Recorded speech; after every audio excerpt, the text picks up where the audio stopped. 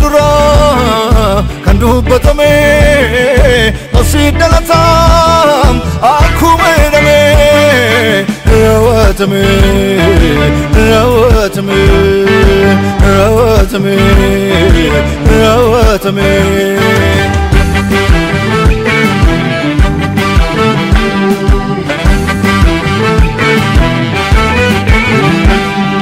Masina la tera, masina la tera, masina la tera. Maqaa gooftaa keenya, maqaa fayyisaa keenya, maqaa Yesuus Kiristoosin akkam jirtanii? Ani hojjetaa wangeelaa Jaara jedhama. Baga guyyaa yaadannoo dhalachuu gooftaa keenya, fayyisaa keenya Yesuus Kiristoosin isin ga'een isiniin jedhaa.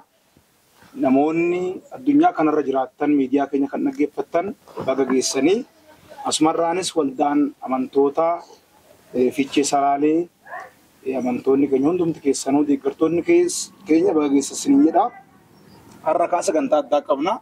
Sagantaa addaa kan qabnu luboota keenya wajjin wal'aansin barsiisaa. Asirraan karaa harka mirga kiyyaa kan jiran luba Darajjee Tashoomaa qindeessaa sabakaa salaalee fi naannoo ishee akkasumas waldaa keenyatti tajaajilaa jiranii. Asirraan karaa harka bitaa kiyyaa luba Muluu Badhaanee jedhamanii isaanis luba waldaa keenyaa kan ta'an har'a yeroo gaarii wajjin hin qabaanna. Baga nagaan dhuftanii baga itti isin geessanii jedha.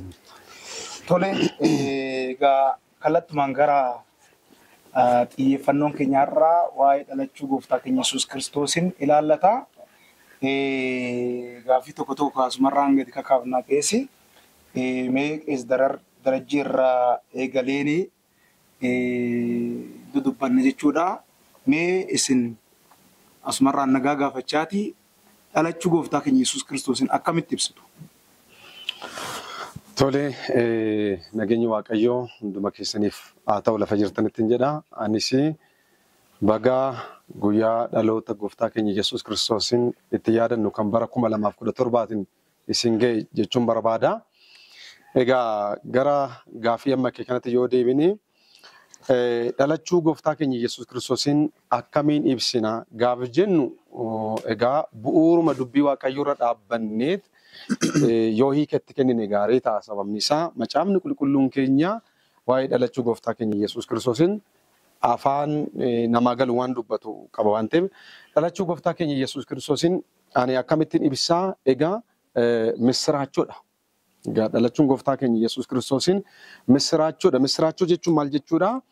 Egaa oduu gammachiisaa yookaan immoo oduu cabsaadha. Oduu cabsaadha. Oduu gammachiisaa kan jedhameef maaliif yoo jenne waan yoo dhagaan gurra namaatti tolu. Yoo dhagaan gurra namaatti tolu waan ta'eef misiraachoodha. Keessumattuu in yaadattu yoo ta'e misiraachoo sana kan labse ergamoonni gaafa dhufanii har'a misiraachoo isinitti himinaa magaalaa Daawit keessatti fayyisaan dhalateedha. Maaliif fayyisaatu dhalatee qorichatu argame waan ta'eef qorichi kun immoo barbaadamaa ture, fayyisaan kun barbaadamaa ture, falli barbaadamaa ture waan ta'eef saba fala sana barbaadaa turee fi falli argameera, qoricha argameera. Fayyisaan argameera jedhameerraa kan ka'e misiraachoo jedhame. Egaa misiraachoo kana gaafa jennu garuu kallattii lamaan qoonnee ilaaluun barbaachisaa ta'a. Saba Israa'eliin kophaatti qoonnee ilaaluu qabna. Saba Israa'eliif dhalachuun gooftaa keenya Yesuusin maalidhaa? Ormootaaf immoo dhalachuun gooftaa keenya Yesuusin akkamitti ibsama yoo jenne gargari. Akkatti Israa'el eeguu fi akkatti Ormoonni eegaa turanis gargari. Akkatti Israa'el simatee fi akkatti Ormoonni simatanis gargari. Israa'elootaaf waan haaraa miti. Kakuun kakatameera. Karaa raajotaatiin isaanitti dubbatameera. Kanaafuu abdii isaan eegaa turan tokkotu isaan raawwate. Abdii isaan eegaa turan tokkotu isaan raawwate. Ormootaaf garuu abdii eegaa turani miti. Raajonni isaan gidduun turre raajonni isaanittis miti kan dubbatame Israa'eloota dubbatame. Egaa dhalachuun gooftaa keenya Yesuus Kiristoos hundumaaf yoo ta'eyyuu Ormoota warra akka keenyaaf garuu carraa haaraa tokkotu nuuf laattame. Egaa Israa'eloonni filatamuu Abrahaamin karaa fayyinaarra, karaa jireenyarra, Waaqayyo wajjin jiraachuu, karaa Waaqayyo wajjin jiraachuurra buufamanii turan. Ormootaaf garuu yeroo jalqabaaf haala jedhamuu danda'u. Yeroo jalqabaaf haala jedhamuu danda'u gara Waaqayyootti deebi'uudhaaf carraa kan arganne saba Waaqayyoo taanee mana isaa keessa jiraachuudhaaf carraan kan nu saaqame dhalachuu gooftaa keenya Yesuus Kiristoosiin akka ta'e hubatamuu qaba. Kanaafuu dhalachuun gooftaa keenya Yesuus Kiristoos ormootaaf seenaa guddaadha. Ormoota warra jedhamne kanaaf nuuf iddoo guddaa qaba jechuudha. Kanaaf sababni isaa misiraachuudha gaaf jennu keessumattuu macaafni qulqulluun keenya Isaayyaas raajichaa boqonnaa 9 lakkoofsa 2 irraa dubbii Waaqayyoo akkas jedha. Lakkoofsuma 2 duwwaarra waan dubbise akkas jedha. Sabni dukkana keessa jiraatu ifa guddaasaa in argaa warra gaaddidduu du'aa jala jiraataniifis ifni hin ba'a jedha. Kun warra ormootaaf kan dubbatame. Egaa nun ormoonni warra jedhamu kun dukkana keessa turre gaaddidduu du'aa jala deddeebi'aa turre dhalachuu gooftaa keenya Yesuus Kiristoosiin garuu dukkana keessa ifa guddaatti dabarreedha. Ifa guddaatti dabarree gaaddidduu du'aa jala gara jireenyatti kan jalqabne carraa kana kan arganne dhalachuu gooftaa keenya Yesuusiin waan nu jalqabe waan ta'eef an akkasitti ibsa.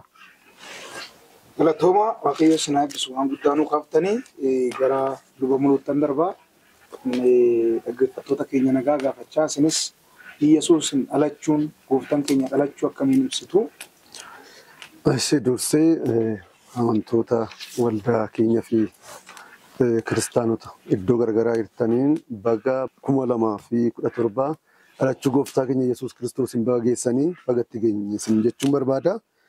Akkuma ammasii ka'aa ture dhalachuu gooftaa keenya Yesuus Kiristoos akkamitti ibsitu akkamitti ibsina akkuma jedhame misiraachuu jechuudha. Dhalachuun Yesuus kun ta'ee hin beekne yookiin irra deebi'ee ta'uu waan hin dandeenye addunyaa kanarratti waan ta'ees hin beekamne waan haaratu ta'e jechuudha.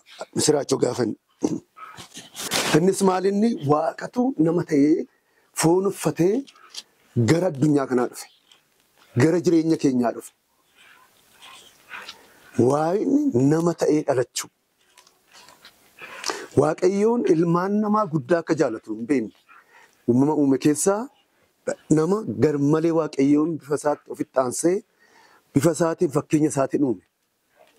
Nama ulfinaaf uume Waaqayyoon. Gaafuma uumu namni akka isa faana jiraatu. Akka isa waaqessu godheetidha Waaqayyoon kan uume. Namni akkasumatti akka jiraatu godheen uume. Innaa sababa cubbuu hojjeteen namni Waaqayyootti adda ba'eera. Fuula Waaqayyoo dhaabachuu hin dandeenye. Raajota baay'ee namoota baay'ee Waaqayyoon ammas saba kana yookiin nama isa jedhamu kana ofitti deebisuudhaaf waan gurguddaa godheera Waaqayyo. Raajota ergeera. Kan akka Musee fa'aa kan akka Eeliyaas fa'aa kaaseera Waaqayyoon. Garuu kan nama dhibu Waaqayyoon karaa garagaraa mul'ise iyyuu isa dhumaa ofii isaatii dhufe nama bira. Ofii nu ta'ee dhufeedha. Filiphiyuus irratti gaafa dubbisnu nu ta'ee foon keenya kan uffatee nu fakkaatee dhufeedha. Ilaala. Waa'inni nama ta'ee dhufuun kuni waan sammuu namaa gararraadha. Waan hubachuu hin danda'amne jechuudha. Hamma kana Waaqayyoon gad of deebisee ilaala. Waa'inni hamma kana gad of deebisee nama ta'ee gara addunyaa kanaa gara keenya dhufe. Kuni misiraachoodha addunyaa kanaa jechuudha. Kan nama dhibu gaafa Yesuus dhalatu ergamaan gaafa Luqaas boqonnaa lama gaafa dubbistan lakkoofsa 10-11 irratti halkanidha. Ergamaan gaafa dhalachuu Yesuus kana labsu tiksootatti.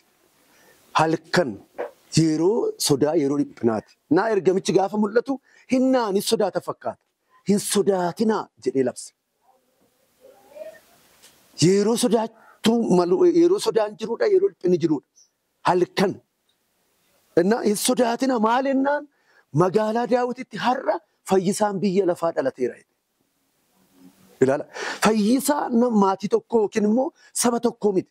Fayyisaa biyya lafaatiin kan dhalate kun. Saba hundumaaf kan ta'edha. Nama hundumaaf kan ta'u maal ta'eera? Magaalaa Daawititti fayyisaan dhalateera hin sodaatinaa. Inni immoo Kiristoos Yesuusidha. isa abdachiifame masichi maal ta'eera dhalateera inni dubbatame inni raajame suni inni Israa'eliif kakatame suni inni eeggamu suni Kiristoos masichi dhalateera eessatti magaalaa Daawititti. Kanaaf maaltu ta'uu qaba? Gammadaa gammachuu labsa jechuudha ergamaa sunina. Kanaaf dhalachuun Yesuus kuni kan nama dhibu Waaqatu nama ta'ee foon keenya kan uffatee dhufe. Kuni dinqiidha. Sammuun nama bira ga'uu hin danda'u. Itti yaadnee galateeffannee waaqeffannee haasa'amee lallabamee waan hin dhumneedha. Kiristoos Yesuus masicha abdachiifameetu dhalate. Kanaaf misraachodha kan jennuuf kanaaf ta'een beekne yookiin oduu dhagaameen beekne waan immoo irra deebi'amee hin taane si'a tokko wanna ta'e addunyaa kanaaf Waaqatu nama ta'ee foon keenya kan uffatee dhalate kan jedhu san akkanatti hubadhaan. Waaqayyo sin habbisu egaa waan gurguddaa nu kaasatti jirtu. Egaa akkuma macaafni qulqulluun keenya dubbatu namni Addaam jalqaba uumamee ture. Addaam erga jalqaba uumamee Addaam booda sodaatu ture. Addaam booda du'atu dhufe. Mee kaayyoon dhalachuu Yesuus maalidha? Maaliif dhalate Yesuusiin? Ammas gara luba darajeetti deebi'aa. Akkan dura kaasuudhaaf yaale Addaam du'a fidee, Addaam sodaa fidee, Yesuus hoo maal fidee dhufe? Kaayyoo samaanni bu'aan asumarraa wal qabatee bu'aan inni addunyaa kanaaf fide maalinni waan jedhu sanaa. Gaafii gaariidha kuni. Egaa macaafni qulqulluun keenya gaafa gatteenyee dubbisnu gaafa gatteenyee qo'annu ifatti dubbata waan kana. Kaayyoon kun jalqaba yaada Waaqayyoo keessa ture. Yaadni Waaqayyoo sun immoo dabareedhaan hojjetamaa dhufee booddee dhalachuu gooftaa keenya Yesuus Kiristoosiin fiixa ba'ee egaa akkuma atuu kaastee harki isaa Addaamin namni hundinuu cubbuutti galedha. Macaafni qulqulluun du'atti galle Addaam nu harkisee kophaa isaan banne nu harkisee cubbuutti nu galchee nu harkisee du'atti nu galche. Macaafni qulqulluun keenya gaafa dubbatu immoo akkasuma harkisa Yesuusiin immoo cubbuu keessaa baanee jedha. Yoosefii waan jedhameedha. 20 irraa kan dubbisne utuu Yoosef kana yaadaa jiru kun ergamaan gooftaa abjuun itti mul'ate. Yaa Yoosef ilma Daawit Maariyaam kaadhimni kee hafuura qulqulluu waan ulfoofteef ishee obbiratti fudhachuuf hin sodaatin jedhee 21 gazara. Isheen ilma hin deessi. Atis maqaasaa Yesuus jettee hin moggaafte. Inni ofii isaatii saba isaa cubbuu isaaniitti isaan hin fayyisaadha. Ilaala sabichi yoo cubbamaa ta'e iyyuu Waaqayyotu uume waan ta'eef saba isaadha. Saba isaa maalitti hin fayyisaa? Cubbuutti hin fayyisaadha. Kaayyoon dhalachuu gooftaa keenya Yesuus Kiristoos inni jalqabaa sababa Addaamiin cubbuutti galee cubbuudhaan bade kana cubbuurraa fayyisuudha. Akka kutaan kun dubbatu cubbuun dhukkuba jechuudha. Cubbuun dhukkuba yoo ta'e iyyuu dhukkuba cubbuurraa fayyuun hin danda'ama. Akka macaafni qulqulluun jedhutti dhukkubni cubbuudha. Dhukkuba cubbuu kanarraa fayyuun hin danda'ama. Dhukkuba cubbuu kanaaf qoricha argameera. Dhukkuba cubbuu kanarraa kan nama fayyisu fayyisaan argameera. Kanaaf misraachoo kan jenneef fayyisaan argameera. Fayyisaan kun immoo maal godha? Cubbuu isaaniitti isaaniin fayyisaadha. Kanaaf dhukkuba cubbuurraa ittiin fayyuun hin danda'ama.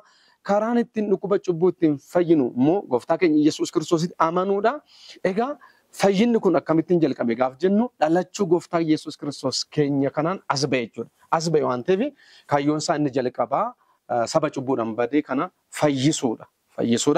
Inni lammaffaa macaafni qulqulluun kan inni jedhu keessaa eenyu cubbuutti kan nu galche, eenyu jannata idinii keessaa kan nu baase, gahee guddaa kan taphate eenyu, adda dureen kan geessine gaaf jennu seexana. Addaamiin Heewaanin gaboobsee ajandaa Waaqayyoo keessaa, argamuu Waaqayyoo keessaa, mootummaa Waaqayyoo keessaa kan baase seexana.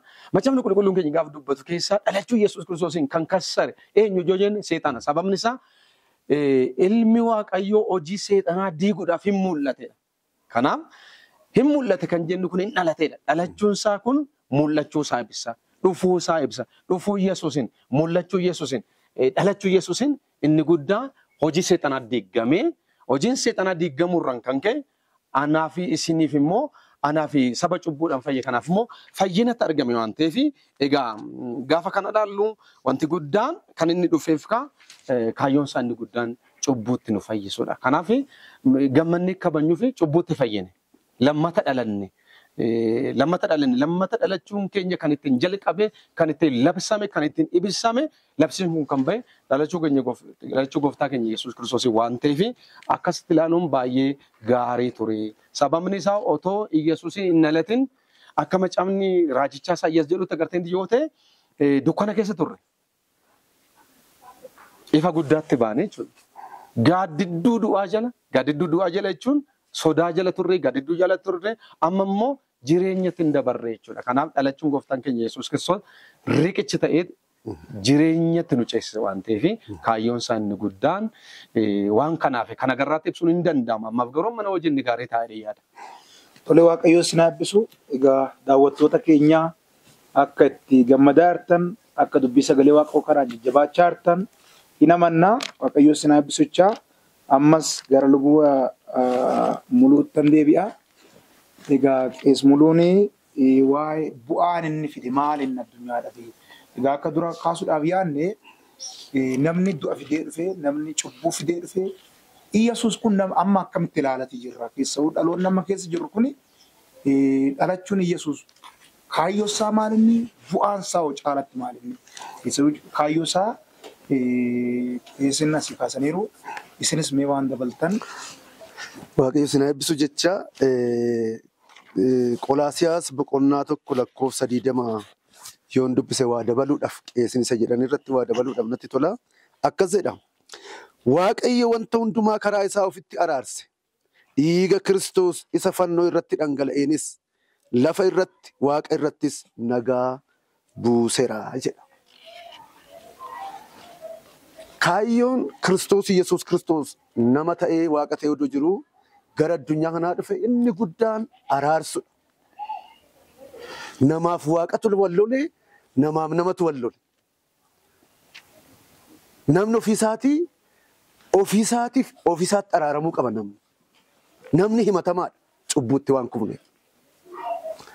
Akkasuma namni nama waliin tokkummaan inni qabu, walitti dhufeenyi nama wajjin hin qabu. Cabeera. Akkasuma tokkummaa Waaqayyo wajjin qabus immoo saba cubbuutiin gargar baanirra Waaqayyo wajjin. Nama himatamu kana, nama ofiin of wallole kana, nama wajjin tokkummaa hin qabne kana Kiristoos inni guddaan kaayyoon inni guddaan inni dhufee lafa kanatti nama ta'ee dhalateef nama walitti araarsu, namaaf Waaqayyo walitti araarsu. Kun immoo eenyumaanu ta'uu hin danda'u. Ilaala. Cubbamaadhaaf du'ee, yakkamaadhaaf du'ee, gatii cubbuu hunda kaffalee Waaqayyo wajjin nama walitti araarsu ture kaayyoon Kiristoos. Innaa kanaan maayidhaa asirratti barreessa warra Qolaasiyaas Waaqayyo wanta hundumaa karaa isaa ofitti araarseedha. Karaan biraan jiru jechuudha. Karaan namni waan itti walitti araaramu karaan biraan jiru. Wanta hundumaa Waaqayyoon kan itti ofitti araarse addunyaan kun yookiin namni kan itti Waaqayyoon araaramuu danda'u tokkoof tokko Kiristoos dhalachuu.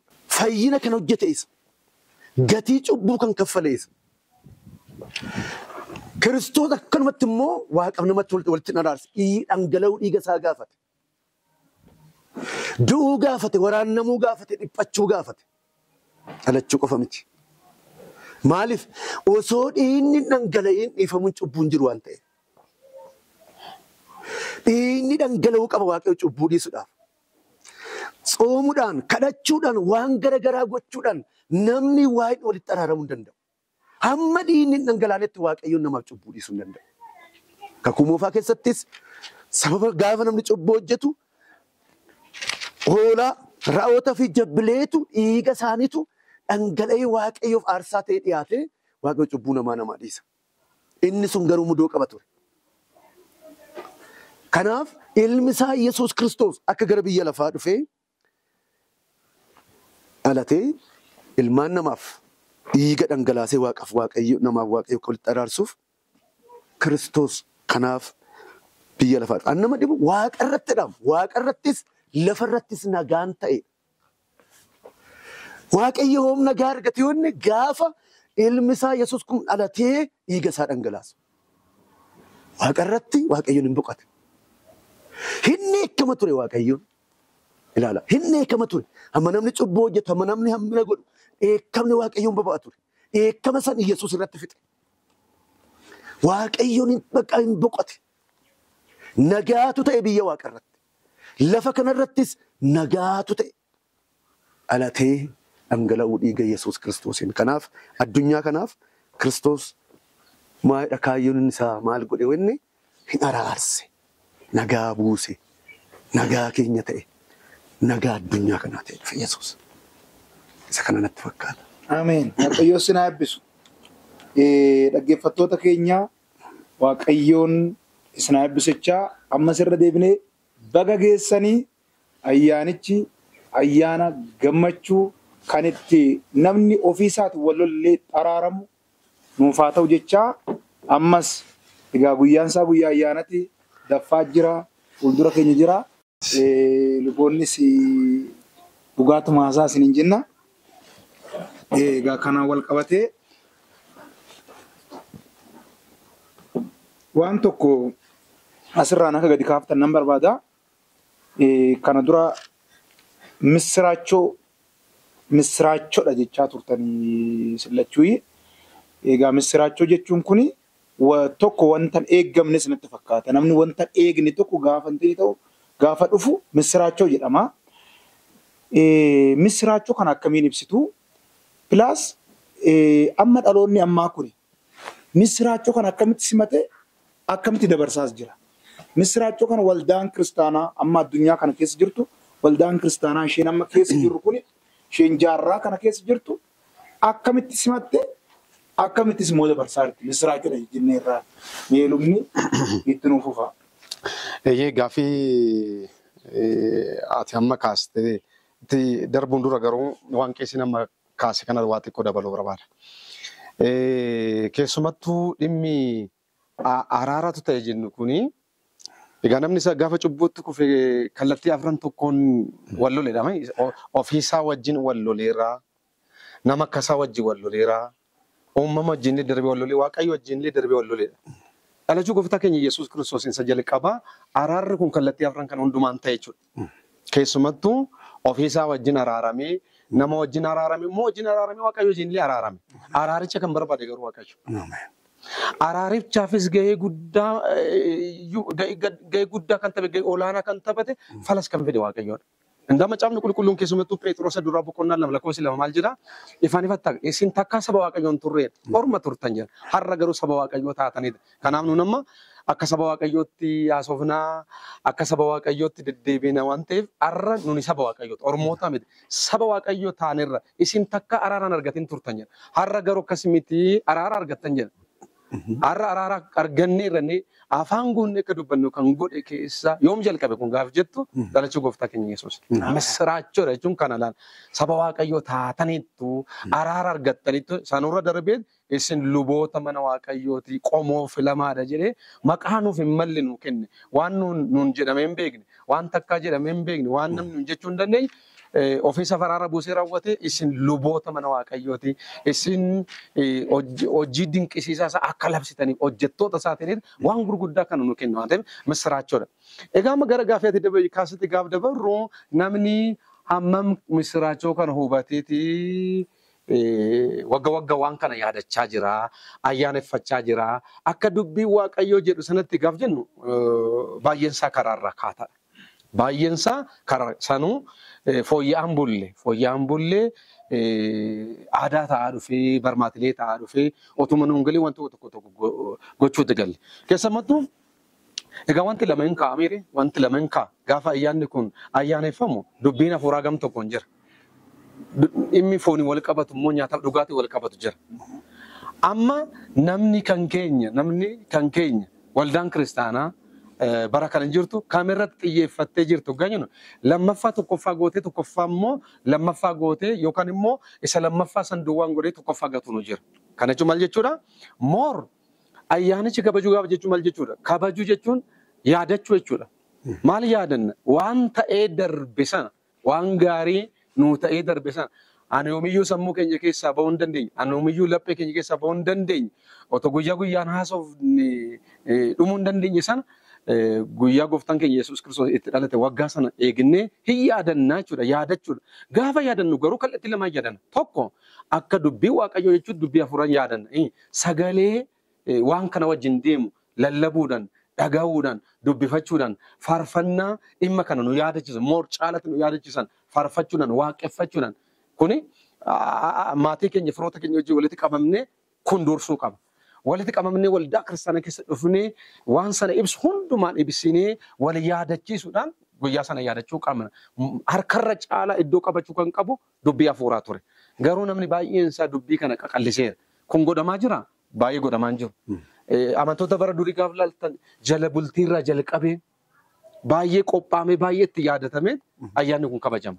Amma garuu dubbiin inni waldaa keessatti kun laafeeti dubbiin isaa deemee akka warra dubbii waaqaa hin beekne akka warra sagalee waaqaa hin beekne akkuma ormoota warra kaanii nyaataaf dhugaatiitti galeera. Kun sirrii miti. Nyaataaf dhugaatiin hin barbaachisu miti. Hin barbaachisa. Garuu caalatti iddoo qabachuu kan qabu akka dubbii Waaqayyootti ayyaana sana ayyaaneffachuun baay'ee barbaachisaadha waan jiru sana kaasuun hin barbaada. Haa ta'u iyyuu malee immoo nyaataaf dhugaatiin kun lammaffaarratti barbaachisaadha. Baay'isawwan namni waan gaarii isaa ta'e tokko namni waa keessaa bahe namni du'a oole tokko dhugaadha guyyaa sana hin yaadata. Ogaa yaadatu qophii nyaataatti hin godhaa firroota isaa walitti qabee maatii isaa walitti qabee gammadaa nyaata. Gammaduu keenya kan ibsinu keessa tokko nyaachuu dhuguudhaan uffata haaraa bitata. Uffata adii uffata. Sana hunduma kan godhu gammaduu isaa ibsuudhaaf dhugaadha. Ayyaanni kun ayyaana gaddaa ayyaaneffamu miti. Ayyaana gammadaa ayyaaneffachuudha. Ayyaana gammadaa ayyaaneffannu keessa nyaannaa, in dhugnaa, in uffannaa, in ibsa waan jenne hunduma hin goona. Garuu wanti dagatamuu hin qabne kana gochuun cubbuu miti. Kana gochuun cubbuu yoo ta'u iyyuu baate iyyuu immoo nun akkaataatti goonuu qabna. Daangaa qaba. Tokkoffaa dubbii hafuuratti hiyyeessi dureessitu garaagarummaan godhatin waan akkasii kana goone asitti garaagarummaan ta'uu hin qabu. Warra kana gochuu hin dandeenye yaadachuun dirqama keenya.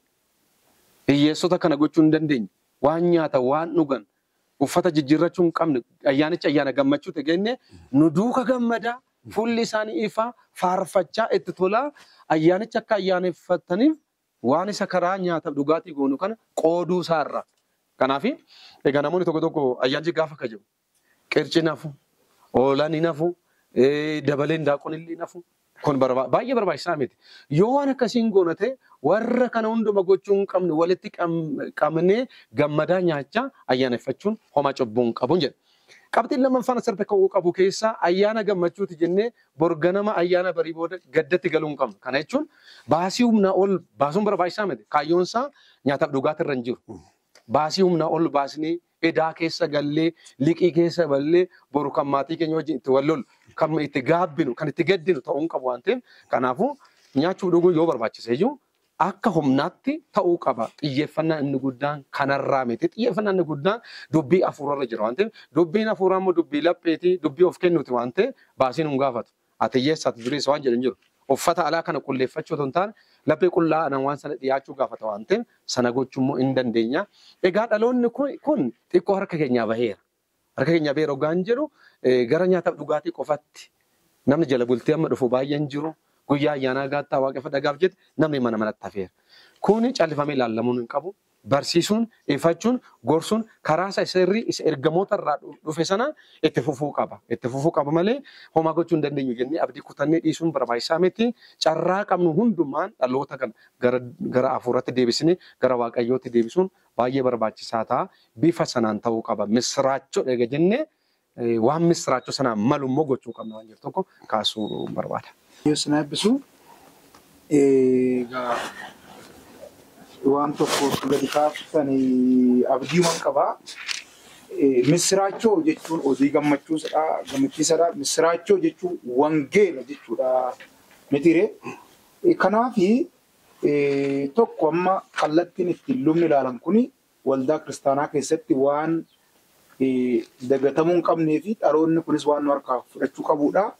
Qeesmuluu wanti itti nu dabaltanii akka kaastan barbaadu wangeeluma kanayyuu akkamitti dhaloota biraan gahaa jirra.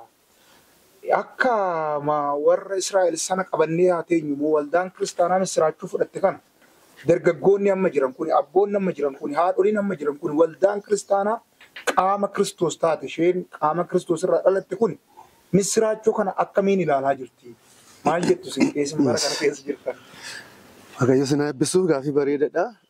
Waa xiqqoon dabalaqee isin akkuma jedhan wanta isarran deebi'u waa'ee lubummaa irraa huun ka'e natti tola. Kakuu moofaa keessatti sabni hundi namni hundi luban ta'u. Ijoollee Yaaqoob keessaa ijoollee isa Lewwii jedhamutu tajaajila kanaaf waamame yookiin tajaajila lubummaatiin waamame Lewwii. Sanyii sanirraa dhufa. Inni yoo of eeggannaa guddaadhaan gara lubummaatti dhufannaa maaliif tajaajilli isaa ulfaataadha waan ta'eef. Tajaajilli lubummaa akkanaa galutti keessattuu waan gurguddaa lama qabadhee yaada. Inni tokko aarsaa dhiyeessuudha.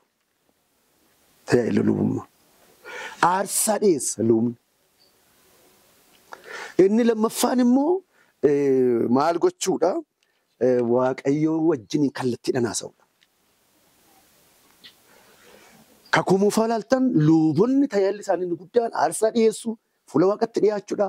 Waaqayyo wajjin immoo kallattiidhaan haasa'uudha. Egaa kakuu moofaa keessa ulfaataadha tajaajilli lubummaa. Amma garuu kakuu moofaa keessatti nama muraasa yookiin sanyii Lewwii lubummaatti muddamanii tajaajila kanatti kan dhufan. Kakuu haaraatti garuu dhalachuu Yesuusiin du'ee du'aa ka'uu Yesuusiin namni hundumtuu lubota ta'eeradha. Phexros irratti akkuma dubbatu. Phexros duraa boqonnaa 2 lakkoofsa naannoo 9 kana qabee gaafa dubbatu lubota mana qulqullummaa isaan godhateedha. Lubota ilaala. Namni hundumtuu Kiristoositti amanee namni dhalate hundi namni fayyina argate luba ta'e. Lubarraa Waaqayyo maal eega wayita arras aarsaan jira. Aarsaa akka kakuu moofaa san yoo ta'u iyyuu baate aarsaan Waaqayyo nurraa barbaadu jira. Ilaala.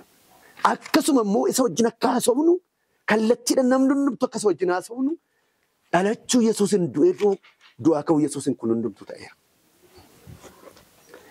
Egaa ayyaana kana yookiin ayyaana dhalachuu gooftaa Yesuus keenya kan akkamittiidha yoo jenne Waaqayyoon nurraa eegan jedha. Isa kakuu moofaa caalayyuu waan guddaa nurraa eega lubota nu godhe kaa. Irris durbis namni gooftaa Yesuutti amane hundi lubota mana qulqullummaa Waaqayyoo ta'aniiru.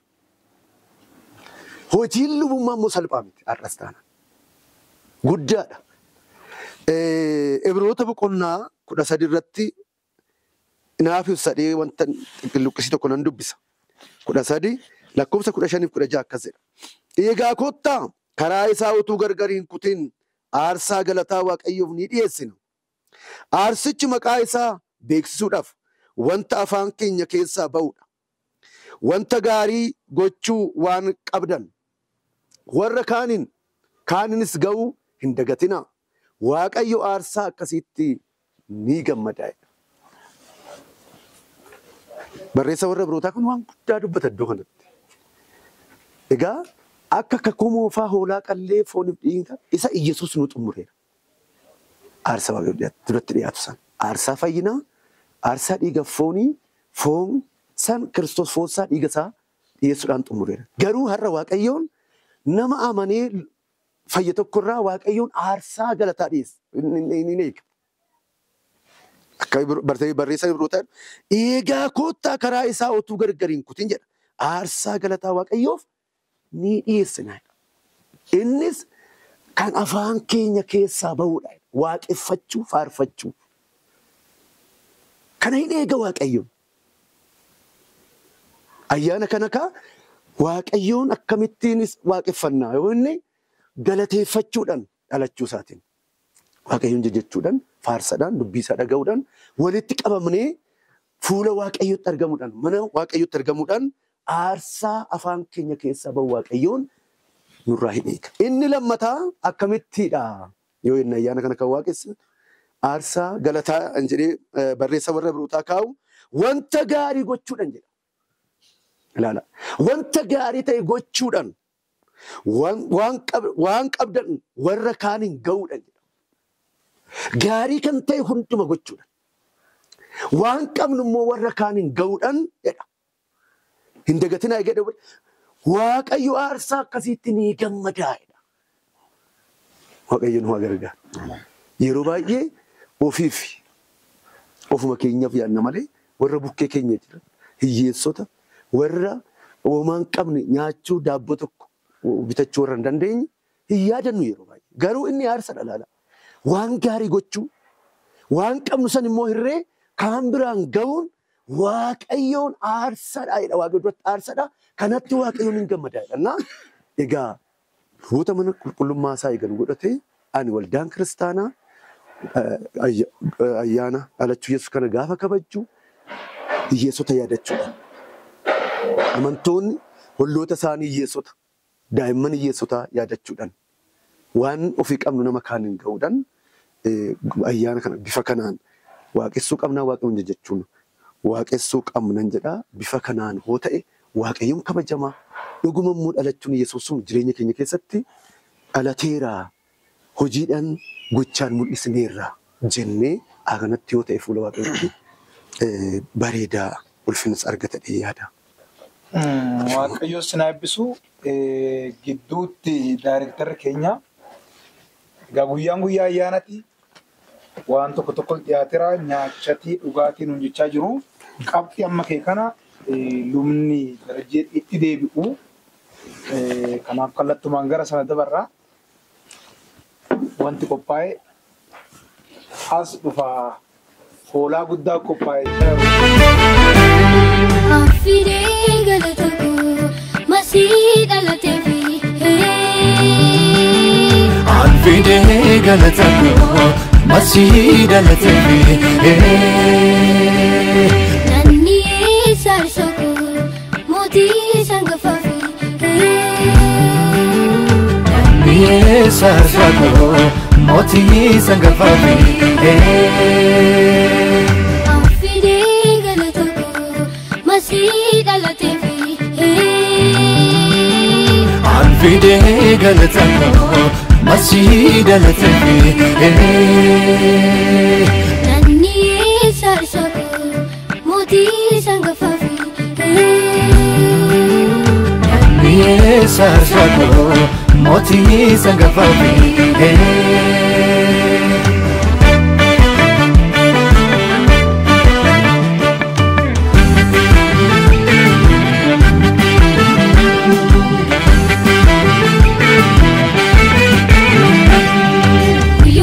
Turaan hunda keessa baroota uumamaan hunda keessa guyyaan kun addaa guyyoota turaan hunda keessa baroota uumamaan hunda keessa guyyaan kun addaa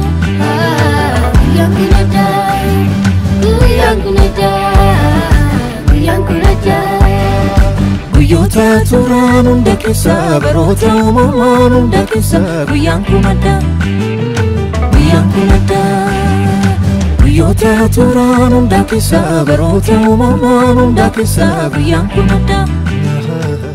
guyyaa ayyaanati gammadaa gooftaa waaqarraa nuu dhufeef salubbuu keenya oolchuu dhufeef caalatti immoo salafaa fi waaqa namaa fi waaqa walitti araarseef galanni haa ta'u jechaa ammas itti fufneerraa egaa qeesmuruun waan tokko nu kaasanii turanii ammas lubni darajee waan itti dabaluu qaban keessayyuu sabni Israa'el fayyisaa eeggachaa turan masii eeggachaa turan argatanii turan haa ta'u malee sabni Israa'el akkaataa fudhata sanaan addunyaa biraan gaan jechuu hin dandeenye waldaanarraa maal gochuu qabdi misiraachoo isa wangeela jenne kana fudhannee waldaa keessatti itti faarfachaa oollamoo maal gochuu qabu dhaloonni kun maal gochuu qabu dargaggoonni har'aa maal gochuu qabu waan jedhu kana otoo nu kaaftanii.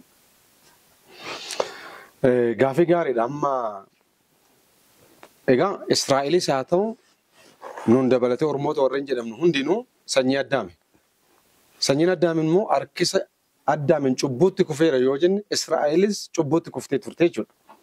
Haa ta'u iyyuu malee abbaa Israa'elotaa isa ta'e Abrahaamirraa jalqabee seenaan tokko moo jalqaba. Waaqayyo Abrahaamin filatee adda baasee sanyii Abrahaam sun qomoo Waaqayyoo ta'anii bara baay'eedhaaf lakkaamaa turan. Akkatti Waaqayyoon isaan waameef akkatti isaan of laalan waliin argu. Waaqayyo jara kana aasaa bara kanaatti yoo bakka buusni Israa'el maali yoo jenne Israa'el mishinariidha.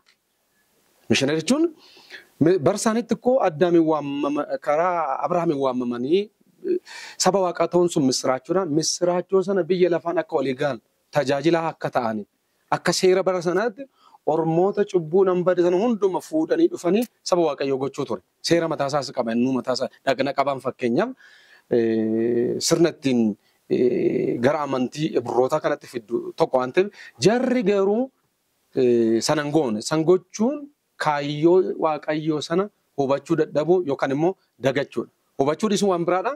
Dagachuun waan biraa hubatanii dagachuun. Israa'eloonni hin hubannee warri hubatanis immoo dagataniiru.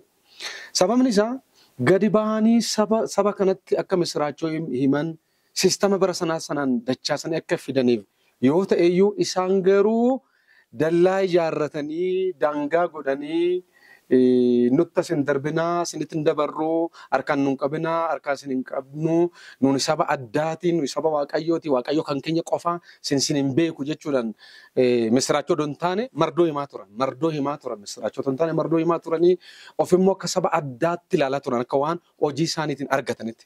Hojii isaanii hin arganne kakuudha yoomiyyuu namni qajeelummaa Waaqayyoo hojiin hin argatu kakuudhaa fi gocha Waaqayyooti. Inni dallaa ijaarratanii ta'an kanatti Waaqayyoon gammanne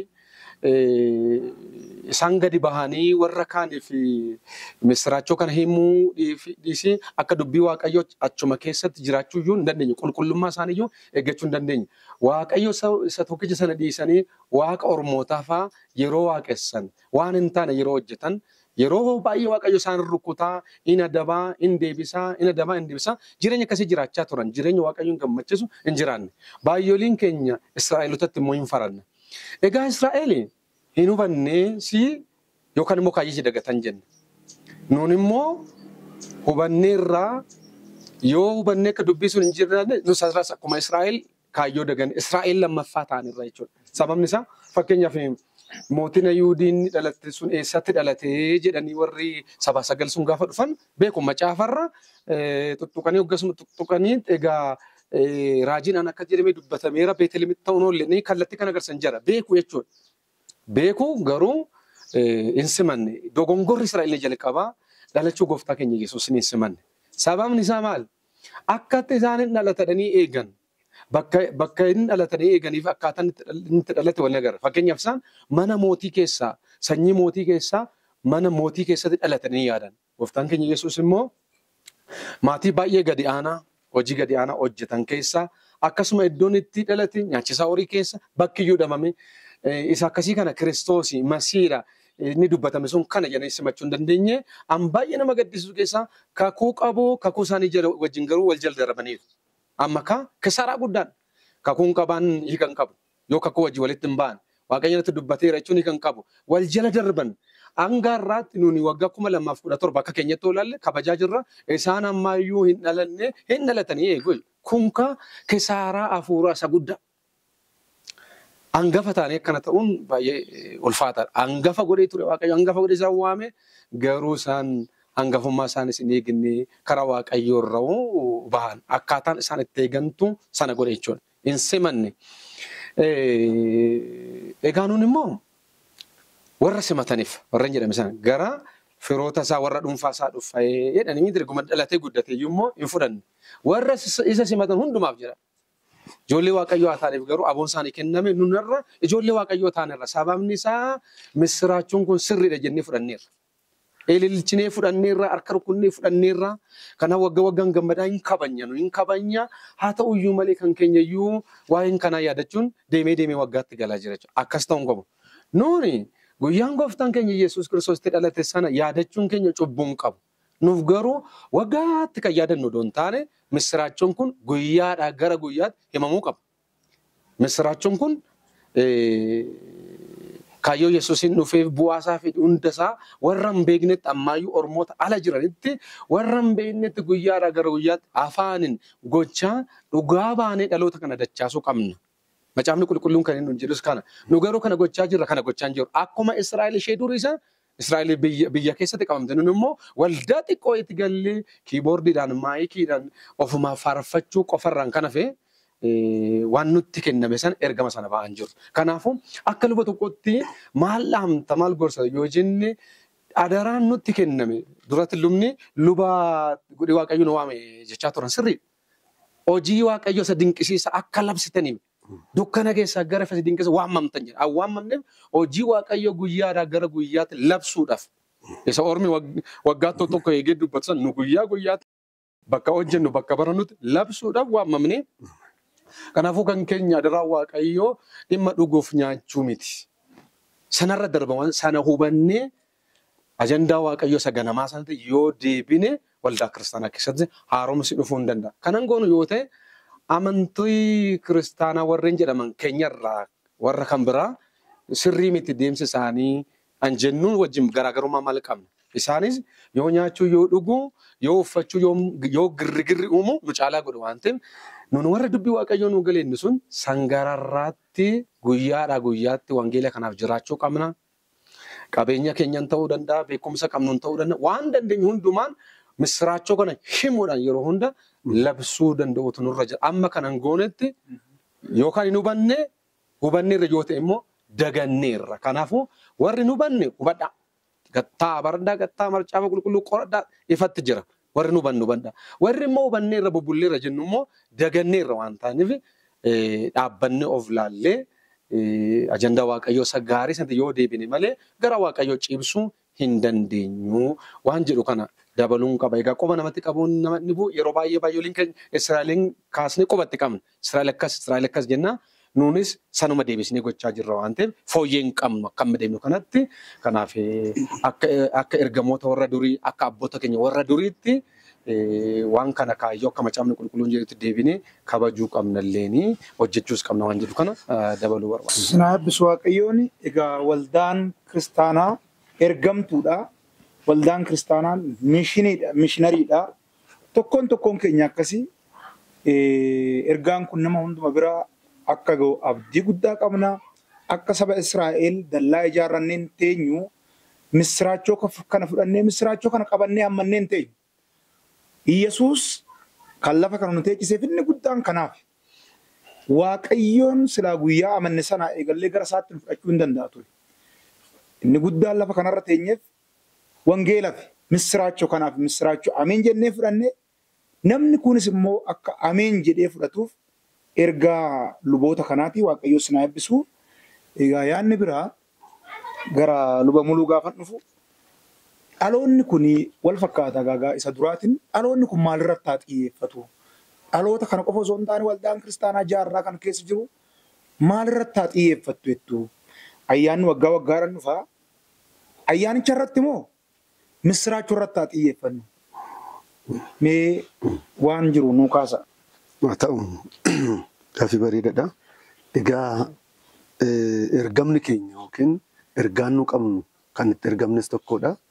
Akka qeessi nama dubbachaa turan waldaan kiristaanaa maal gochaa jirti maal gochuu qabdi yaada irratti achi ka'ee yaada waa xiqqoo dabala.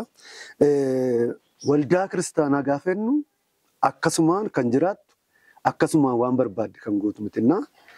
Waldaan kiristaanaa yoo ilaalle ishiin jalqabaa maal turte har'a maaltu ta'aa jira. Waan haaraa waan hojjennu waan haaraa waan goonu hin qabu. Inni guddaan ergamni guddaan tokko jira. Ergamni guddaan Kiristoos waldaa kiristaanatti dhaamee jiru ture. Ergamni sun jira. Innis maalni deemaa jedhe gooftaa Yesuus Kiristoos. Deemaa saba hundumattuu jedhe. Dhugaa ba'aa itti himaa itti lallabaa. Fayyina kanatti himaa. Itti naa himaa. Ilaala waldaan kiristaanaa hiikumti ishiiyyuu kan ergamteedha. Amala ishii keessaa ergamtuudha waldaan kiristaanaa. Eenyuuf ergamti? Waaqayyoof ergamte. Kan ergate Waaqayyoodha. Kan ergamteefis Waaqayyoof ergamte. Afaan Waaqayyo taate, ija Waaqayyo taate, harka Waaqayyo, miila Waaqayyo taateetidha. waldaan kiristaanaa lafa irratti argamtee kan jirtu. Ilaala. Egaa ergaa fudhatteeti akkanumatti hin argine Waaqayyo. Guutuu godhee mudoo malee godhee gatii ishee hunduma kaffalee hidhaa ishee hiikee ba'aa irraa fuudheti hin erge dhaqaa saba hundumattuu dhugaa kana naaf himaa jedhe. Naaf himaa. Labsaa jedhe. Ergama guddaadha. Bara kana amma waldaan isa kana waan dagane nutti fakkaata. Ergama guddicha san daganneerra. Deemuu, himuu, labsuu ofuma irratti qabnee jirra kana dhiisne. Kanaaf maaltu eegama waldaarraa wanni deemuu gaafata wantichi. Himuu gaafata wantichi. Jiraachuudhaan arraba keenya dhugaa ba'uudhaan carraa arganneen Kiristoos isa fayyisaa biyya lafaa ta'e kana dhaloota keessatti akka dhalatu gochuudhaan. Na keessatti dhalateera. Guyyaa guyyaadhaan immoo warra keessatti dhalanne baay'eetu jira naannoo keenya. Warra dukkana keessadhaan, warra harka du'aadhaan, warra cubbuu keessadha san keessatti dhalachuu barbaada Yesuus. Ogguma eegee waan dhalatu miti. Guyyaa guyyaadhaan gaarummaa isaa, araara isaa yoo ibsine Kiristoos fayyisicha yoo lallabne Yesuus har'as dhaloota keessatti hin dhalata. Isa sadiin lafa kana jira waldaan kiristaanaa. Ergama guddaa kanaaf lafa jirti. Warri Yesuutti hin dhalanne har'allee hamminni du'i rakkinni kan isaan marseeru baay'eetu jira. Isaan keessa akka dhalatuuf dhaquun deemuun nurraa eegama. Egaa ergama macaafa qulqulluu kanaa yoo ilaaltan ergaan inni guddaa macaafa qulqulluu ergaa lama. Innis maalidha inni Waaqayyoon koottaa jecha dhuun ofitti hin waame. Koottaa jedhee waame cubbamoota. Warra ba'an itti ulfaate waame. Warra abdii kutan waame. Koottaa jedhee waame Waaqayyo. Hannuma dhibu keessa ergaa macaafa qulqulluu inni guddaan ta'uu kan. Ofitti erga waame immoo erga fayyise erga hidhaa isaanii erga ba'aa irraa fuudhe immoo deema kan jedhudha macaafni qulqulluun ergaan isa. Deema koottaa deema kanuma wanta biraan jiru. Deemnee immoo sagalee misiraachoo kana akka labsinuudha. Ergama kana kadhachuudhaan akka nutti kennametti kennaa kenneefira waan ta'e waldaa kiristaanaati. Kun kadhachuudhaan, kun gadi ba'ee dhugaa ba'uudhaan, kun jiraachuudhaan akka kennaa keenyatti misiraachoo kana dhaloota dhageenye kana dhaloota fayyine kana biyya keenyaaf addunyaa kanaaf labsuun isaaf jiraachuun isaaf ergama san fiixaan baasuun waldaa kiristaanarraa nurraa hin eegamu. Kanaaf Waaqayyo ofitti nu waameera har'a immoo dhaqaadha. Asuma akka teenyu miti ergaa Waaqayyo waan ta'eef kanaaf ani kallattii kanaan waldaan kiristaanaa ammayyuu cimtee hojjechuu qabdi. Lafa kanarra kan jirtu ergamni ishee isa kana. Ergamni keenya iddoo tokkotti walitti qabamnee taa'uu miti. Ergamni keenya waan garaagaraa hojjechuu miti. Ergamni guddichi Kiristoos Iyesuus fayyisaa biyya lafaa dhalootatti labsuudha waan ta'eef daandii kanaan deemuu qabna yaaduma jedhu dabaluufanii Waaqayyo sinaa eebbisuu eebbifama. Egaa guyyaa kanatti akka gammadaa jirtan yaadannoo dhalachuu gooftaa keenya Yesuus Kiristoosin kabajaa nyaachaa dhugaa akkasumas waan qabdan ollaa keessaniin gaatii akka jirtan beekna. Waaqayyo sinaa eebbisuu mee kanumaan wal qabatee gabaabsitanii akka nu kaastaniif ayyaanni fi nyaachuun dhuguun ayyaana kanaaf keessayyuu dhalachuu Yesuus fi nyaachuu fi dhuguu maalifan kana gadi kaasaa duras armaan olitti waan tokko nu tutturtaniirtu lubni. Amma ayyaanni dhufe jechuun duursee sammuu keenya keessa kan dhufu nyaachuu. Akkamitti wal haasimsiifna dura jedhameera. Nyaachuunis dhuguunis cubbuu miti. Ma akkamitti wal haasimsiifnu nuti? Ajandaan nyaachuu dhuguu ajandaa namaati malee ajandaa Waaqayyo isa guddaa miti. Egaa nyaachuu dhuguun homaa cubbuu hin qabu. Garuu inni nyaatus ulfina Waaqayyoof nyaachuu qabadha.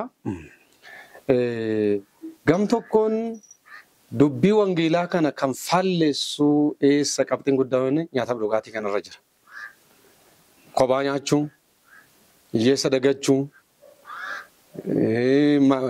nyaatumaaf dhugaatii qofarratti xiyyeeffachuun mataa isaatiin rakkoo qabu waan ta'eef akkuma armaan olitti kaasne nyaataaf dhugaatiin rakkoo hin qabu. Garuu Nuni lafarra kan jiraannu nyaataaf dhugaatii miti. Kaayyoon nutti kennameef ergama isa guddicha kana galmaan ga'uuf waan ta'eef agabuu teenyee egaa raajota irraa hooqanii ergamoota irraa hooqanii akkamitti wangeelli labsan gaafa jennu nyaataaf dhugaatii faayidaa irratti xiyyeeffatan osoo hin taane kan isaanii dhiisanii miila qullaa deemanii lubbuu isaanii kennaniif wangeela labsan waan ta'eef egaa nyaachuu dhuguu keenya caalaa kan baay'ee xiyyeeffannaa argachuu qabu ergama nutti kenname kana galmaan ga'uudha waan ta'eef ergama gara jalqabaa kanatti deebi'uun dirqamuma ta'a. Dirqamuma ta'a. Sanaaf immoo tajaajiltoota irraa dirqamni ni eegama, gaggeessitoota irraa dirqamni ni eegama, amantoota irraa dirqamni ni eegama. Nuuni wangeela miila ta'uu qaba, harka ta'uu qaba gaafa jennu maallaqa keenyan ta'uu danda'a, beekumsa keenya ta'uu danda'a. Tarkaanfachuu wangeela mootummaa Waaqayyoo kana keessatti gahee qabaachuu qabna jechuudha. Kanaaf sababa nyaataaf dhugaatiidhaaf jennee namoota gufachiisuu hin qabnu. Fakkeenyaaf karaan ittiin namoota dhugaa baanu keessaa inni tokko warri nama inni isaa ta'an dirqama hiyyeessota amantoota nu gidduu jiran duwwaa miti. Isaan yaadachuun barbaachisaadha. Warra ala jiran kanaan iyyuu yoo ta'e isaan nyaachisnee ofii nyaachuu keenyarra isaan nyaachifnee gaarummaatti agarsiisnee gara Waaqayyootti akka deebi'an gochuun ni danda'ama. Sababni isaa lallabuu qofaan hin ta'u. Maaliif namicha beela'ee jiruun dhaqee ibidda ho'ifadhu yoo ittiin taadha. Dachaan qulqulluu hin ta'u waan ta'eef akkas akka nuti hin taane maal goonaree hin lallabnaa mooroof gammachiisuu of uffachuu caalaa uffata keenyan ta'uu danda'a, maallaqa kennuu ta'uu danda'a, warra dhaman gaafachuu ta'uu danda'a, warra dhukkubsatan gaafachuu ta'uu danda'a, hiyyeessota waa qooduu ta'uu danda'a. Gaafa akkas goonu amala Waaqayyoon nurraa baru waan ta'eef karaan tokko karaa ittiin wangeela lallabnu tokko keessaa warra kaaniif qoodudha. Kanaafuu amma nuuni kiristaanonni hin nyaanna rakkoon qabu ijoolleen nu jala jiru hin barbaadu ta'uu danda'u hin nyaanna dhugna cubbuu miti. Caalatti garuu hoo jiraate hin nyaanna yoo dhabame sun baay'ee nu hin cannaqu. Kanaaf jennee of hin abaarru. Kanaaf jennee hin gaddiru. Wanti nyaatamu wanti dhugamu uffata jijjiirachuu dhabneedhaa fi baay'ee hin gaddiru. Sababni isaa jireenyi hin dabarre nuuf lattameera. Jireenyi hin dabarre nuuf lattameera. Har'a yoo duune nu mootummaa Waaqayyootti akka gallu beekna kan jiraannuuf of himin. Indoo Phaawulosin maal akkam filadhuun na wallaalee garuu garaan tokko Waaqayyo wajjin deemee jiraachuudha. Kanaaf nuuni isa wayya homaa rakkoon qabu garuu nuti lafarra kan jiraannu namaaf waan ta'eef namaaf of eeggachaa namatti wangeela lallabaa namaaf waan qabnurraa qoodaa gaarummaa namatti agarsiisaa yoo deemne gama biraatti wangeelli kallattii kanaan hojjetama waan ta'eef bifa sanaan ayyaaneffamuu qaba. Egaa guutummaan guutuutti mana keessatti kanan qopheessinaa jechaan jiru hunduu akka humnaatti ta'uu danda'u irra akka dubbii Waaqayyootti ta'uun immoo irra jira jechuun akka dubbii Waaqayyootti yoo deeme wanti hundiinuu hin bareeda malee hin fokkatu waan tokko qaba. Asumarraan sagantaa keenya gara xumuraa dhufaa jirra. Keessuma darajii biraan xumuraa deema. Ayyaanota gurguddaatu jira. Keessayyuu waa'ee Yesuus Kiristoosiin kan wal qabatu. Inni tokko dhalachuu Yesuus yaadannoo isaa hin kabajne waggaa waggaatti yookaan yaadachaa jirra. Akkasumas immoo ayyaana du'aa ka'uu kan jedhamu ayyaanni gurguddaan kun keessa kiristaana nuuf kiristaanotaaf iddoo guddaa qaba. Garaagarummaa isaanii maalinni? Walitti dhufeenyi isaanii maalinni? Mee walitti guduunfatee nu kotta. Gaariidha. Ayyaanni ati amma kaaste kun tokkoffaa kallattiidhaan gooftaa keenya Yesuus Kiristoos wajjin wal qabata. Dhalachuus gaafa jennu Yesuus Kiristoos wajjin wal qabata. Du'aa ka'uunsaas Yesuus Kiristoos wajjin wal qabata. Du'aa ka'uu duwwaa miti gidduutti ayyaanni cuubaan inni amajjii 11 kabajamu kun mataa isaatiin Yesuus Kiristoos wajjin wal qabata. Ayyaanota kana waldaatti walitti qabamanii kabajuun keenya ayyaana cuubaa iyyuu dabalatee homaa rakkoon qabu. Waan sana ilaallatuun dubbii sana dhagaa kabajuun keenya homaa rakkoo addaan qabu.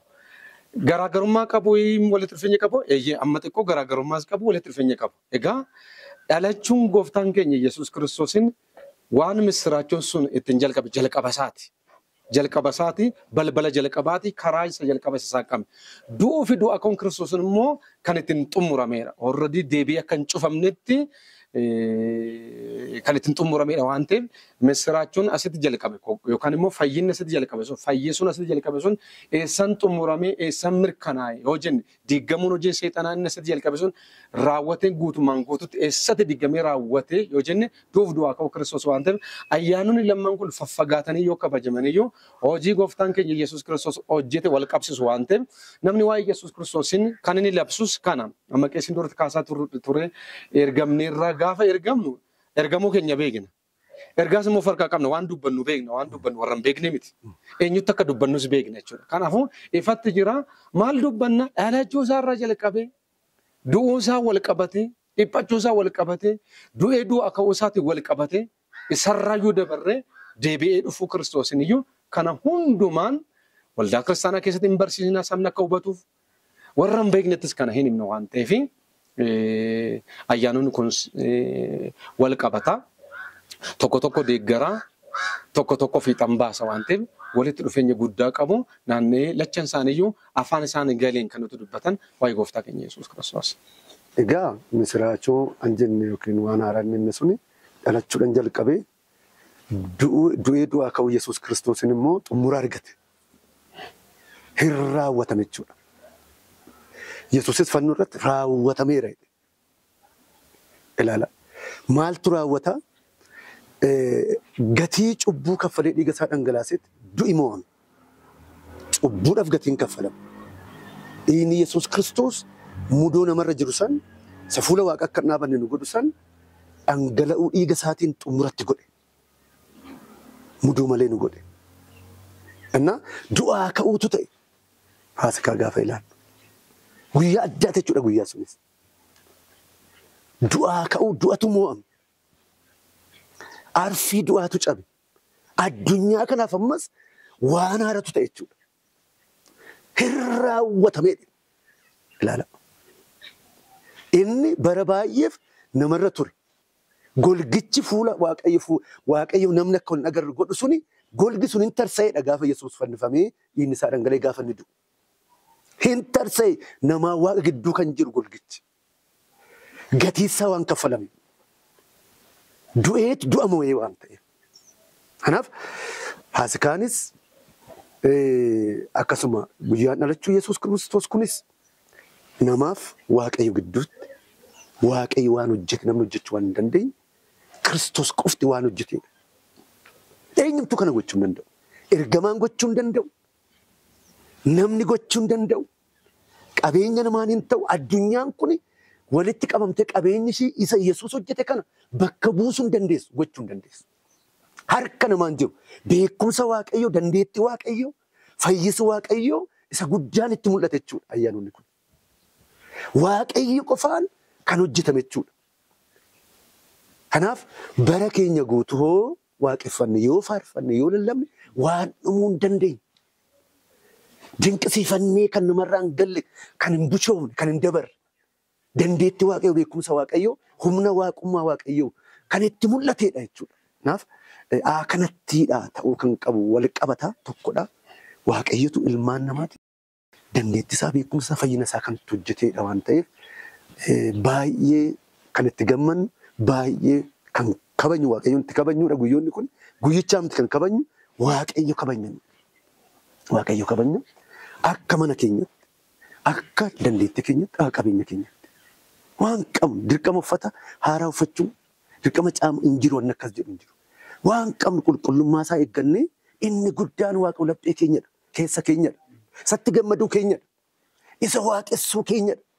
Isatti boqachuu keenya barbaada malee waan addaa tokko goona innee dhiphachuun waan hin taane keessa galuun nurraan eegamu. Bifa kanaan waaqayyoon akka waaqessinu waaqayyoon hunduma keenyaaf ayyaana isaa nuuf baay'isu jedha.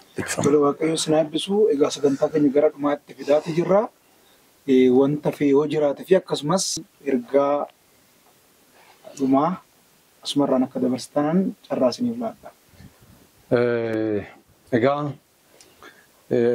anis dhumarratti carraa kanaan baga isiniin ga'e jechuun kan barbaadu maatii koo akkasumas amantoota waldaa fiichee Salaalee sabaka Salaalee naannoo ishee jala kan jiran hundumaaf akkasuma hojii Salaalee keessatti waldaan kun jalqabde hundumaa biyya alaa biyya keessaa ta'anii dhuunfaadhaan gareedhaan warreen nu deeggaranii akkasuma nu hordofaa jiran hundumaan baga geessanii ayyaanicha ayyaana gaarii kan maatii keessa wajjin itti walitti gammaddanii ittiin dabarsitan isiniif haa ta'u jechuun barbaada. Egaa ayyaanni kaa guyyaa tokko kan hin darbaa bareessaa irraa jalqabnee ammas hojii babal'isuu wangeelaa hojii mishiniin kun itti fufama. Kanaaf warri dhuunfaadhaanis haa ta'u gareedhaan waldaa kana bira dhaabbattanii hojjettan hin kassarre baga gammaddanii isin carra qabeessa waldaan carraa isinii kennite waaqayyo carraa isinii kennee fayyaa qabaattanii qabeenya qabaattanii hojii gaarii akkasii kana hojjechuu keessatti qooda qabaachuu keessatti gammaduu qabdu. Kanaafuu hojii akkasii san itti fufaa waldaanis itti fufti. Tokko lamaan deemtee 13 geessee ana meeqa keessatti hojjechaa jirti. Kanaaf nun amma mul'atichi salaala Kiristoos jedhu kun salaala Kiristoos irra darbee naannoo daangaa Amaaraatti ce'aa jira waan ta'eef egaa waldaan kun ergama kana sirriitti hubatteetti. Bara waldoonni baay'een qabeenya otoo qabanuu otoo humna qabanuu otoo gurguddoonni meeqa keessa jiranuu ergama kan dagatanitti waldaan kun humna hin qabdu qabeenya baay'ee hin qabdu gana guddachaa jirti lafaa bahaa jirti.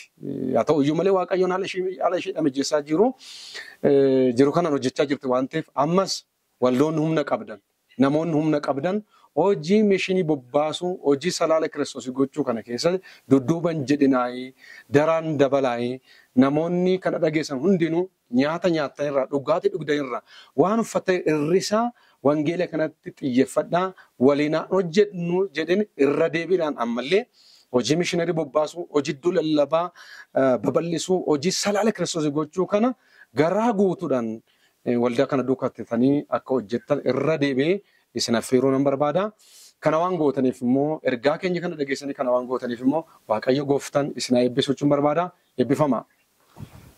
Durseenis baga ayyaana dhalachuu gooftaa keenya Yesuus Kiristoos bara 2017 maatii koo akkasumas waldaa fiichee salaalee maqaan Yesuus amantoota baay'ee jaalan waa baay'eedhaan kan bukkee dhaabattan waa baay'eedhaan kan faana taatan hojii waaqayyo hojjettan hunduma keessaniif ayyaanni kun ayyaana gaarii kan waaqayyoon itti kabajjan kan waaqayyoon itti galateeffattan isiniif haa ta'uun jedha baga geessan baga wajjin geenyeen jedha dhumarratti kaa egaa akkuma qeessina si kaasan ergama isa guddicha saniif lubbuu baay'eetu lafa keenyatti badaa jira dhaloonni karaatti hafaa jira waldanqaa irraa barichi bara dhumaati yeroon lafa kanaa qabnu yeroo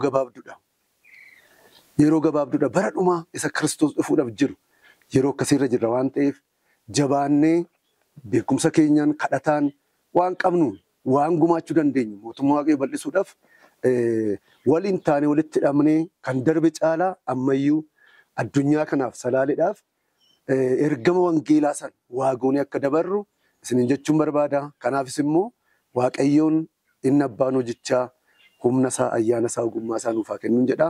Bifamaa waaqayyoon guddaa sinaa eebbisu fayyaa ta'a. Waaqayyo sinaa eebbisu egaa mootiin nuuf dhalateera. Mootiin kun hangafa nagaati. Nagaa biyya keenyaaf, nagaa magaala keenyaaf, nagaa godina keenyaaf hin hawwinaa. Waaqayyoon isinaa eebbisu as istiidiyoo kana keessatti obboleessa keenyaa ogeessa kaameraa Darajjee Bojaa akkasumas daayirektara istiidiyoo kanaa obboleessa keenya Misgaanaa Jabaa akkasumas Galaanaa Tacaan kanallee bifa kanaan akka qophaa'uuf obboleetti keenya Maahileet Hayila Masqal Waaqayyoon isinaa eebbisu isiniin jenna. Baay'ee isin jaalannaa baay'ee isin kabajnaa nageenyi biyya keenyaaf wangeelli itti fufaa Waaqayyo isinaa eebbisu. Asuma qees muluun nuuf kadhatanii qees Darajjeen immoo eebbannoo xumuru wajjin taanii waaqayyoon hin kadhanna. Hin kadhanna waliin. Yaa Waaqayyo maqaa gooftaa Yesuus Kiristoosiin yeroo nuu kennite kanaaf galanni siif haa ta'u. Ameen. Ulfinni siif haa ta'u. Ameen. Gooftaa Yesuus jala bultii yaa Waaqayyo dhalachuu kee yaa gooftaa bifa kanaan akka yaa Waaqayyo kabajnu akka kanaan yaa Waaqayyo dubbii kee akka wajjin dhageenyu. Akka yaa Waaqayyo waliin haasa'uun anaaf obboloota kanaaf carraa waan nuu laatteef galanni siif haa ta'u. Ameen. Yaa Waaqayyo ayyaanni kun ka ayyaana nagaa ayyaana gammachuu kanatti yaa Waaqayyotti si waaqeffannu kanitti yaa Waaqayyo si ulfina laannu kan fedha kee jaalala kee itti raawwannu akka nuu ta'u maqaa Yesuusiin hafuura keen ayyaana kee nu gargaaruun fedhaaf jaalala kee nuuf haa ta'u. Ameen. Warra dhiphatan warra yaa Waaqayyo homaa hin qabne maalan godhadhanii yaa Waaqayyo waan nyaatan dhaban hundumaaf yaa Waaqayyo qooduu waan qabnu akka qoodnu kennuu waan qabnu akka kennu yaa Waaqayyo obboloota keenya yaadachuu akka dandeenyu sabni kee yaa Waaqayyo fedha kee jaalala kee raawwachuu akka danda'u fuula keetti argamanii immoo si waaqessuu akka danda'an maqaa gooftaa Yesuusiin ati nu gargaari. Ameen. Ati nu faana ta'i. Ameen. Ati nu gaggeessi. Ameen. Gooftaa guyyicha isaa hunduma dabarsinee sitti laannu maqaa gooftaa Yesuusiin ati nu harkaa fuudhu. Ameen. Jaalalli garaa keetti qofti haa raawwatu. Ameen. Yaanni hamaan kamiiyyuu ta'uu hin danda'u Waaqayyo. Ameen. Kana hin goota Waaqayyo Waaqa irratti lafa irratti galanni siif haa ta'u. Ameen. Raafaa yeroo keenya hundumaa nu faana ta'e. Ameen. Maqaa ilma kee Yesuus Kiristoosiin jedhii nu dhaga'i. Ameen. Ameen. Lafa jirtan lafa teessanii nu dhaggeeffattanii harka keessan bal'isaa eebba kana Waaqayyo irraa fudhadhaa. Jaalalli Waaqayyo Abbaa ayyaanni Gooftaa keenya Yesuus Kiristoos tokkummaan Hafuura Qulqulluu amma jalqabee amma bara baraatti waldaa kiristaanaa maatii fi sabaa biyya kana wajjin haa ta'u. Ameen. Bifamaa.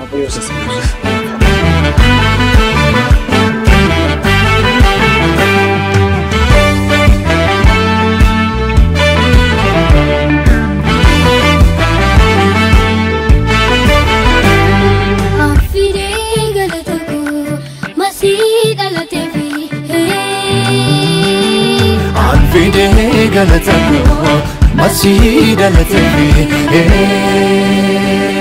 Nani sarsoko moti sangfafi Nani sarsoko moti sangfafi Afide galatako masih dalate Fide galatako masih dalate